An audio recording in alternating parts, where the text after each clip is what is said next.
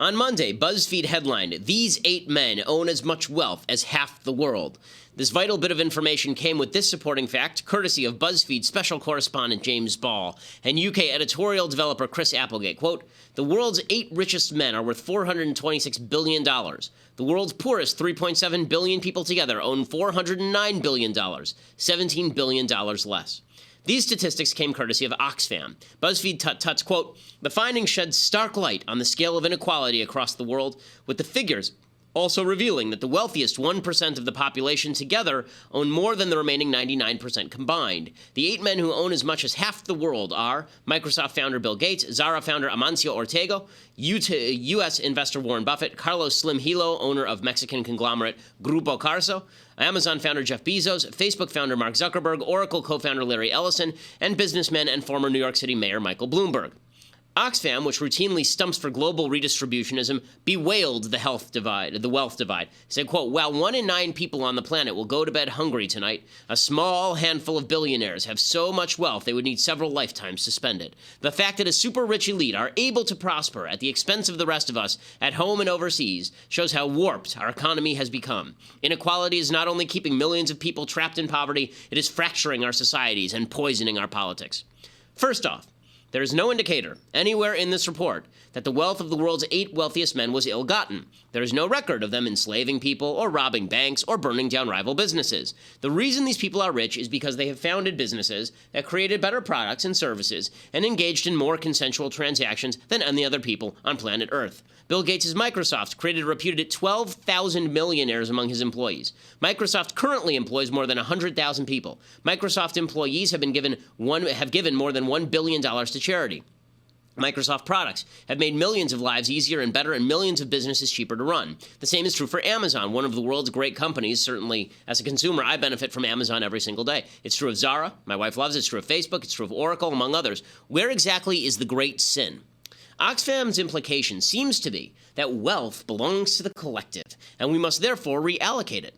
Hence their language about a super-rich elite prospering at our expense. But these rich people aren't prospering at the expense of others. Since 1981, the global extreme poverty rate has been sliced in half. Meanwhile, from 1979 to 2014, the upper middle class in America grew from 12% of the population to 30% of the population. America's poor are doing better than the middle class in most places on Earth, thanks to the glories of free market economics. And here's what Pew Research said in 2015, quote, "The U.S. stands head and shoulders above the rest of the world. More than half, 56% of Americans, were high income by the global standard. More than 32% were upper middle income. In other words, almost 9 in 10 Americans had a standard of living that was above the global middle income standard. Only 7% of people in the United States were middle income, 3% were low income, and only 2% were poor." The quest for income inequality is a fool's errand. That's because the only way to rectify imbalances is to punish successful risk-taking. The reason that investors make greater profits than those who do the actual work is because the investor takes the risk necessary in order to create a profit margin with which to pay those people. Oxfam neglects to mention where the world's poorest people live. According to the World Bank, 2/3 of the world's poorest human beings live in India, China, Nigeria, Bangladesh, and Congo. The Heritage Foundation Index of Economic Freedom ranks these countries thusly in terms of their participation in free markets and their governmental dedication to rule of law and private property rights. India ranks 120th, Congo ranks 168th, China ranks 137th, Nigeria ranks 129th, Bangladesh ranks 131st. So, Oxfam's solution is to regulate markets more. A richer world relies on freer markets both at home and abroad, but the foolish, inconsistent focus on income inequality merely provides cover for policies that actually enhance human suffering rather than mitigating it. I'm Ben Shapiro. This is The Ben Shapiro Show. So glad that you could join us here on Martin Luther King Day, a great day for America. It's also a great day for me. Yesterday was my birthday, so woohoo to me. I'm now Christian's second favorite 33-year-old Jew. I'm 33 today, so that's very exciting. Among my favorite gifts, my dad got me a Louisville Slugger baseball bat, which is very exciting. Heading into 2017, I intend to wrap it in wire and use it as I see fit.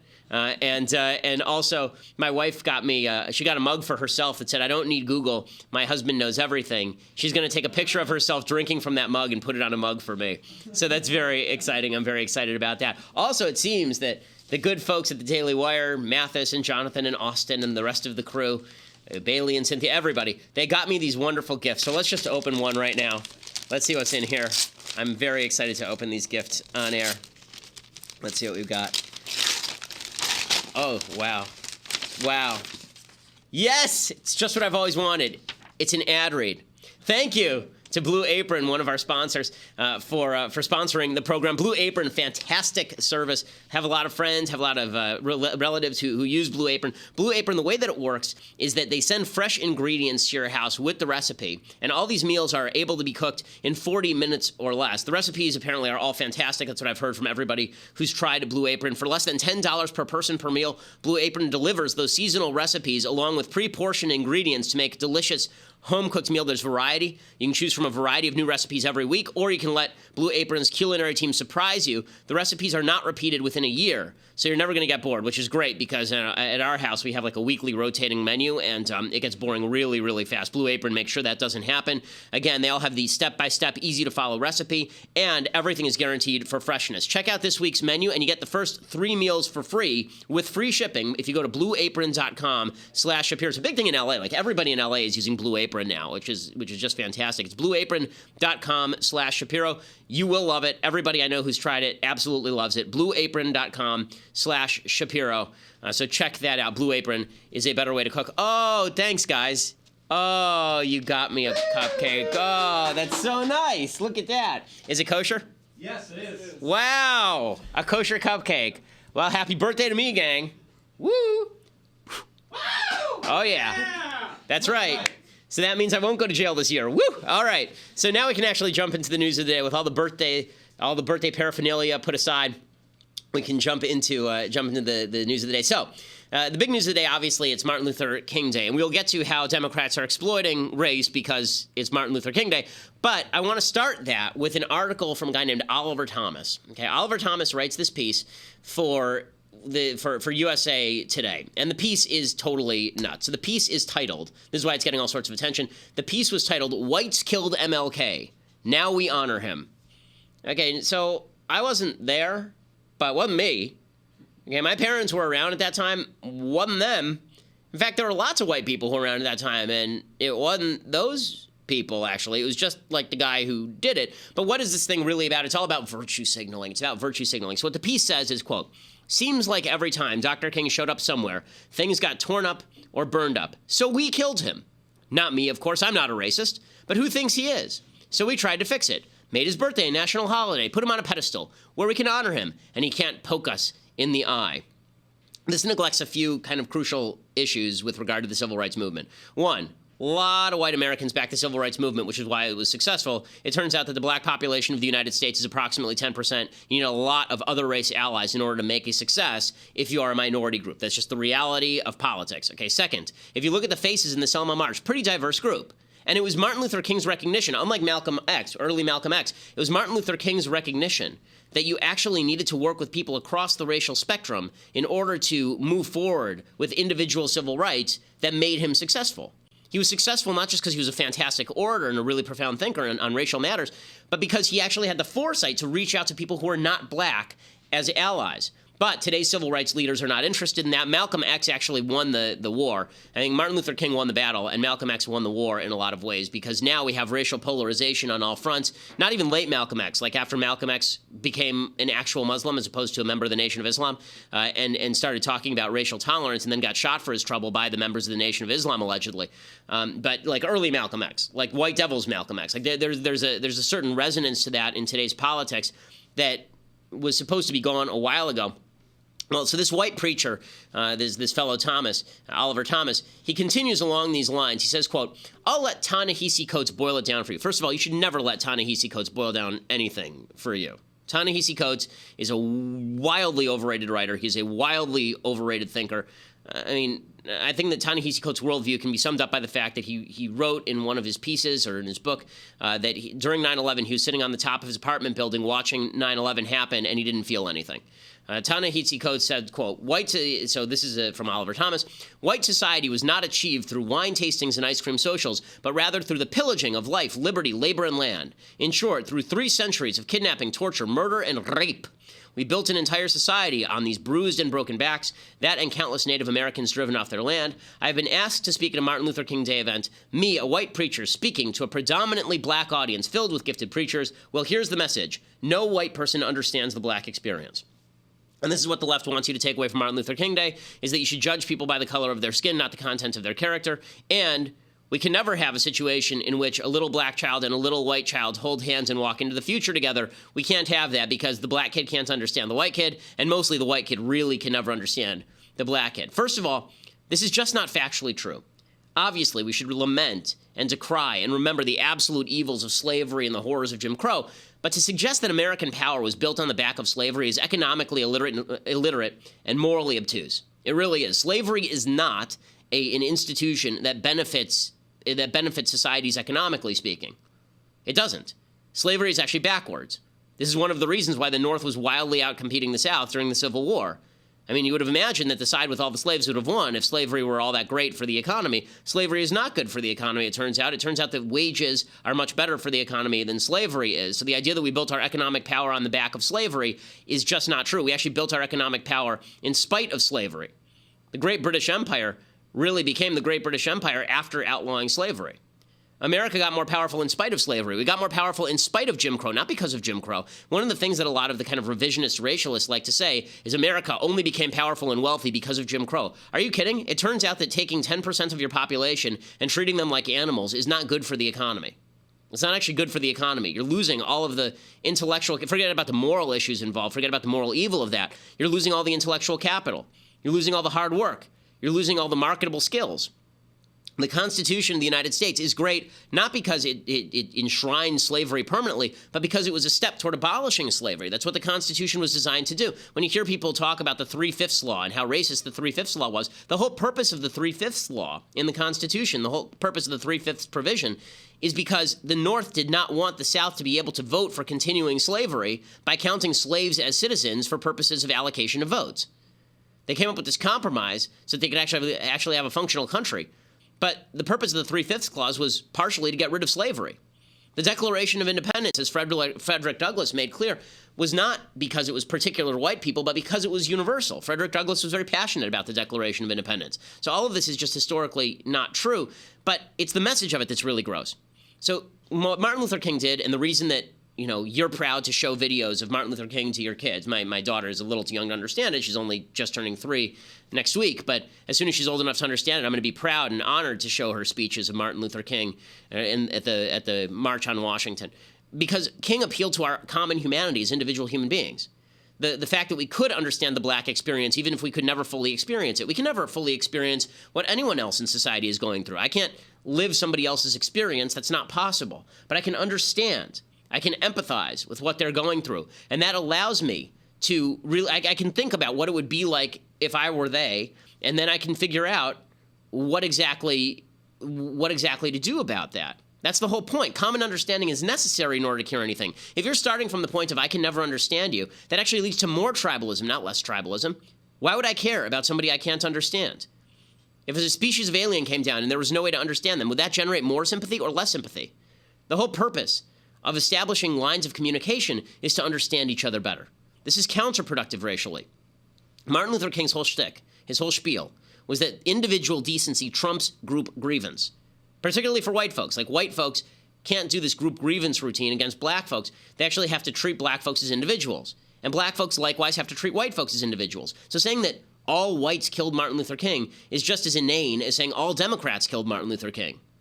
It's just as inane as saying all Muslims are responsible for every terror attack. It's silly. It's counterproductive. It doesn't actually establish the ties that need to happen in order to achieve. Beyond which, Islam is actually a philosophy. White is not a philosophy. It's a color. And the fact is the Civil Rights Act was passed by a bunch of white people. The fact is Jim Crow was ended by a bunch of white people. Yes, it took black leadership to do that. Thank God for the black leaders. Thank God for people like John Lewis, we'll get to in a second. But that doesn't mean that it didn't take a coalition of people across racial lines in order to reach success. I mean, if you want racial reconciliation, the reason that Martin Luther King is a great figure and Malcolm X is not a great figure is because Malcolm X's perspective on race is counterproductive and leads to polarization. Martin Luther King's perspective on race is a deeply American one, a uniquely American one. And that's why we celebrate his birthday today. Now, meanwhile, Donald Trump has been elected president, and of course that means it's time for the left to completely lose its freaking mind. I mean, they've gone completely nuts. Representative John Lewis led it off. John Lewis, of course, was famous because he led the attempt to break the segregation in the South.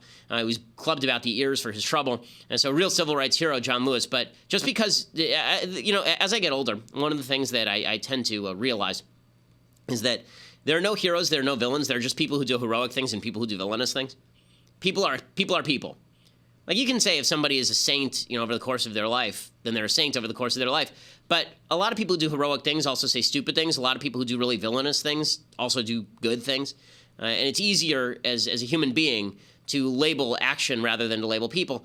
I'll say that John Lewis was a civil rights hero. He did very heroic things during the civil rights struggle. That does not mean he's anywhere close to right on what he's about to say about Donald Trump here.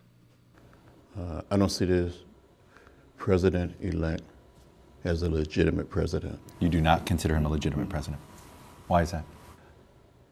I think the Russians participated in helping this man get elected, and they helped destroy the candidacy of Hillary Clinton.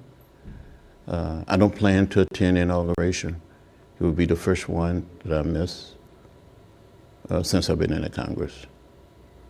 You cannot be at home with something that you feel that is wrong. That's going to send a big message to a lot of people in this country that you don't believe he's a legitimate president. I think there was a conspiracy on the part of the Russians and others to help him get elected. That's not right. That's not fair. That's not the open democratic process. Okay, so, whatever you think of the Russian interference in the election, the fact is there was a legitimate vote held based on the information that was available to the public, and Hillary Clinton lost. So John Lewis is wrong here. So Donald Trump naturally goes to Twitter to respond. And here are his tweets. Congressman John Lewis should spend more time on fixing and helping his district, which is in horrible shape and falling apart, not to mention crime-infested, rather than falsely complaining about the election results. All talk, no action or results. Sad. Right, there's that typical Trump sad with the exclamation point. Congressman John Lewis should finally focus on the burning and crime-infested inner cities of the U.S. I can use all the help I can get. So, is this typically subtly worded Donald Trump? No, this is pretty typical Trump. But Trump's not wrong about the fact that if this were reversed, everybody on the left would lose their mind, right? If this were somebody saying that Hillary Clinton were not a legitimate president. In fact, when Donald Trump said that Barack Obama was not a legitimate president, that he was born outside the United States, everybody rightly went nuts. Now, everybody's getting on Trump for this, and there are a bunch of people on the left who said that Trump was attacking John Lewis racially. Nina Turner, who's a commentator on CNN, former Ohio State Senator Nina Turner. This is what she had to say about Donald Trump's response to John Lewis. Well, he's Congressman John Lewis. I just want to say that to make sure that we give him the requisite respect that he deserves. And 50 years ago, everything that he did is still important today. Now, I, as a Democrat, we know that the Russians had some impact, but they didn't go vote on election day. They didn't mess with the electronic data. So there are some Democrats that get that, and they didn't write the emails. Democrats are going to have to wear that. But at the same time, what the president-elect needs to do, this is not The Apprentice, the White House edition. His tweets were insensitive. For him to categorize Congressman Lewis's district as in bad shape. Crime infested. It's not, by the way. Fortune 500 companies. It's about 58% African American. Right. Institutions are higher learning. It is diverse ethnically and it is diverse economically. So my memo to my white elected officials, not just President-elect Trump, but a lot of white elected officials make this mistake in making the African American community a very homogeneous. They read us the wrong way. They think everybody's poor, everybody's broken down. That is not the truth. So they need to come and visit some African American communities and see. She's implying that Trump is a racist because he said that Lewis's district was crime infested and in bad shape. Here are the actual facts about John Lewis's district. This is Georgia's 5th congressional district, as compared to the state average and the national average. Okay, here it is from the Census Bureau. The unemployment rate in John Lewis's district as of 2015 was 8.2%. The state average was 5.5%. The national average was 5%. So, is there way higher unemployment in John Lewis's district? Answer: Yes, there is much higher unemployment in John Lewis's district. Okay, when you look at the poverty rate is 17.3% in Georgia's 5th district. It's 17% state average, 13.5% nationally, a little bit higher than the state average, a lot higher than the national average. Now, there are some major businesses that are located in John Lewis's district, but the crime rates are also they are higher in John Lewis's district. Okay, so Atlanta is located inside Lewis's district. It had the 14th highest violent crime rate in the United States in 2015 with 1,120 violent crimes per 100,000 residents, which is triple the national average. That's triple the national average. Okay, so is Trump wildly wrong on all of this? No, Trump isn't wildly wrong on all of this. Should Lewis be doing a better job for his district? Yes. He should be doing a better job for his district. Does one thing have to do with another? No. Is it the way that I would have phrased it? No. But to claim that Trump is a big racist because he's pointing out that Lewis's district isn't in the greatest shape ever, that is a stretch. By the way, he would say the same thing about some white person's district, right? If a white person had insulted him, he would have said exactly the same thing, and you know he would if you're on the left. You know Trump has no holds barred. If you attack him in any way, he is going to loose the hounds of Twitter on you, and that means that he's going to call your district crime-ridden, and it's going to be like he'll compare it to Mad Max, and it'll just be Mel Gibson running through the Australian wasteland, according to Donald Trump. It doesn't matter, right? I mean, he said Meryl Streep was an overrated actress because she insulted him at the Golden Globes. Do you really think that if John Lewis were white, he wouldn't have said the same thing? It's just really silly all around. But the left is really attempting now to push this notion that Donald Trump is an illegitimate president. We'll talk about that a little bit more in just a second. But first, I have to open my second gift of the day. I am so you guys, you really wrapped it up beautifully here. So thank you for that. I'll never be able to guess what this is. Oh, it's your resignations. No, it isn't. No, actually, it's another ad. Thank you to our newest advertisers over at Mack Weldon. So Mack Weldon makes just fantastic, fantastic stuff. It's really comfort wear. It's underwear, socks, shirts, undershirts, hoodie, sweatpants, and it all fits beautifully. They have a line of silver underwear and shirts that are naturally antimicrobial, which means that they quash stench, which is definitely an excellent thing. They also want to make sure that you are comfortable. So all of their clothes are so comfortable. If you don't like the clothes that they send you, you can actually keep it, your first pair, and you can keep it, and they'll still refund you, no questions asked. I've gotten a bunch of pairs of underwear and some sweatpants and a shirt from them. It's super duper comfortable. I can tell you, I've been wearing this pair of Mack Weldon underwear for at least the last week. And it hasn't need to be washed. It's fantastic. It's like Superman's underwear. It's just tremendous. But really, their stuff is really, really good. It's really comfortable. I really enjoy wearing it, and you will too. I'm somebody who, as soon as I go home, I put on the comfort wear. I don't stay dressed up in this just unbelievably snazzy outfit. As soon as I get home, I throw on my Mack Weldon, and then I go work out or I hang out and write, and it makes my life much better. If you really, really want to feel wealthy, get some Mack Weldon clothes because it makes you feel luxurious in the way that you're being lazy. It's really fantastic. MackWeldon.com. They look good, by the way. You can work out or go to work. You can even, like, their stuff it has a range. It's not just for hanging out at home. You can work out in it. You can go to work in it. Actually, a lot of their stuff is nice enough for that. MackWeldon.com. Get 20% off all of their merchandise using promo code Shapiro. That's promo code Shapiro, Shapiro, but you know that or you wouldn't be listening. Promo code Shapiro, MackWeldon.com. Get that 20% off. Again, their product is awesome. We couldn't be prouder to have them as an advertiser. Okay, so final note before we have to sign off here on Facebook and YouTube. So the left is fully invested in calling Donald Trump illegitimate. And the right seems very perturbed about this. Oh, it's totally inappropriate for them to say it's illegitimate, that Trump is illegitimate. Okay, the left did it for years. Okay, the left is in it. You know, they've been saying that they said Bush was illegitimate. They said that they say that right now Trump is illegitimate. Every time a Republican is elected, it's illegitimate, right? Everything is illegitimate that the right does. And it's now coming from both sides, right? Donald Trump said that Barack Obama was basically illegitimate. Paul Krugman, who just a week ago was saying that Republicans are alienating too many people and polarizing the political discourse, wrote a column today in which he said, let's not talk about Mr. Trump's ravings. Instead, let's ask whether Mr. Lewis was right to say what he said. Is it okay, morally and politically, to declare the man about to move into the White House illegitimate? Yes, it is. In fact, it's an act of patriotism. So now we're back in the space where dissent is the highest form of patriotism. Blah, blah, blah, blah, blah, blah, blah. It's just amazing how the positions switch as soon as the shoe is on the other foot. As soon as Trump gets elected, then it's fine to say that the president is illegitimate. If the results had been exactly the same and Republicans had said Hillary is illegitimate, she shouldn't have been running, she's a criminal, the left would say, how dare you? You accept her. She's your president. She's your president. You accept that. It's just amazing. There is no penalty, by the way, for calling the president, just on a political note. It's actually beneficial. We've reached the point in American politics where casting the other side's winners as illegitimate is actually a very useful tactic. Okay, really, the left did this for George W. Bush for years and years and years. Nancy Pelosi did it for years and years and years. It was very successful for her. Donald Trump did it for Barack Obama. It was very successful for him. I think this is just part of the new political discourse, and we're all going to have to get used to it, is calling the other side illegitimate no matter what the actual result.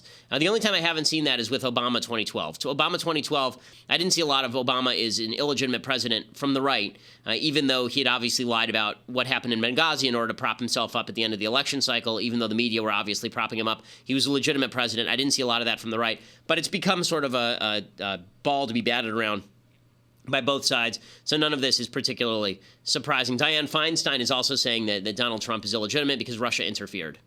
We've got a huge destruction of our system going on, so we have to be full and robust in this look, and I trust that we are. I have worked with Chairman Burr for a long time, and I believe that this can happen. If it doesn't, we will sing out loud and clear. Let me buttonhole something, though. You said you believe that Russia's interference altered the outcome of the election.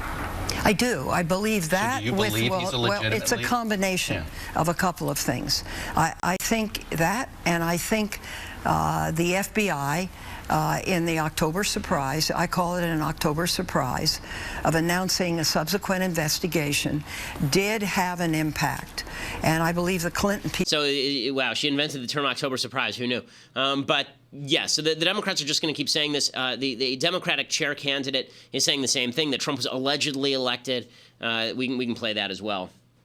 He's truth-telling. I don't think this is about just Democrats. This is Americans. Anyone with a smidgen of common sense can remember Donald Trump looking in the camera, encouraging Russia to hack into our electoral process, cheerleading them on, and the idea that whatever information these members of Congress are getting out of this classified briefing had them storm out of that room makes it very clear that the decisions that the FBI made that were unprecedented to get involved in the election against Hillary Clinton, pick a winner, pick a loser, when they had so much information that was so damaging. What have we been talking about since this man was allegedly elected? All allegedly of elected? The truth now coming out of you Russia. acknowledge that he achieved the necessary electoral votes and is a legitimately elected president of the United States, would you not? Well, I haven't seen the classified briefing that the members of Congress did. I imagine that I would have. Okay, so one of the questions that we're going to be asking as we continue here on the Ben Shapiro Show is whether this is good strategy or not, because there's a bit of a split opening up in the Democratic Party. We also got to talk about Trump going after SNL. We got to talk about Trump on Obamacare. We got to talk about Trump on NATO, EU, the intelligence community. Trump on we have tons coming up, like a lot, and these guys worked really hard to cut all of this audio. So you're going to want to be around to as we analyze all of it, because there's a lot to cover. Plus, I will do a full-on spoiler complete review of La La Land. So yeah, I know I'll spoil it for all of you, but I'll warn you beforehand. So we'll get to all that. But you have to become a subscriber at dailywire.com to see that live right now over at dailywire.com. $8 a month will get you that. We have a bunch of goodies that are coming up right now. I am personally working on the goodie bag that will be available to you in 2017 as you become a subscriber, an annual subscriber. Go to dailywire.com right now to become a subscriber. $8 a month. You get access to the mailbag as well, so you can join the show on Thursdays. We're going to have all sorts of new stuff coming up. We are the largest conservative podcast in the United States. Check us out at dailywire.com. Make sure, by the way, if you listen on iTunes or SoundCloud, go to iTunes to give us a 5-star review, because if you listen, you love. So go to iTunes and you can review us there. So make sure that you can do that for free. But to subscribe, you go to dailywire.com.